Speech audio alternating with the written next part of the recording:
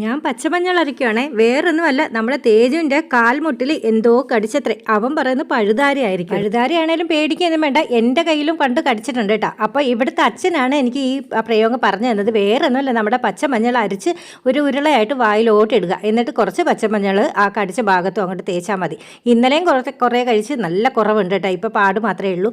അപ്പോൾ ഞാനും അങ്ങോട്ട്, എന്നെ പഴുതാര കടിച്ചില്ലേലും ഞാനും അങ്ങോട്ട് ഇച്ചിരി കഴിക്കാമെന്ന് വെച്ച് വയറ്റിലുള്ള വിഷമൊക്കെ അങ്ങോട്ട് ഇറങ്ങി പോകുമല്ലോ. അപ്പോഴാണ് നമ്മുടെ ഗൗരി ഇതേടെ ചന്ദനം ഇടുവാന്ന് പറഞ്ഞ് അതിൽ നിന്ന് എടുത്ത് കുറച്ചിട്ടു. അപ്പോൾ ഞാൻ 2 കവളിലും കുറേ അങ്ങോട്ട് മഞ്ഞൾ അങ്ങോട്ട് പൂശി അങ്ങോട്ട് കൊടുത്ത് അവിടെ ഇരിക്കും. ഇനി കാണാൻ പോകുന്നത് നല്ല സന്തോഷത്തിൻ്റെ പൂരാണ്. വേറൊന്നുമല്ല, സുകന്യ എന്ന് പറഞ്ഞൊരു മോള് ഇൻസ്റ്റയിൽ നിന്ന് ഞങ്ങൾക്ക് 2 ഡ്രസ്സ് കൊടുത്തേ. ഗൗരിക്ക് നല്ല പച്ച കളറിൽ ഒരു എംബ്രോയിഡറി ഒക്കെ ചെയ്ത് ഒരു ചുരിദാറിൻ്റെ മെറ്റീരിയലും, എനിക്ക് നല്ല കറുപ്പ് സാരി, നല്ല ആനയുടെ വർക്കുള്ള കറുപ്പ് സാരി, നല്ല സൂപ്പറാണ്.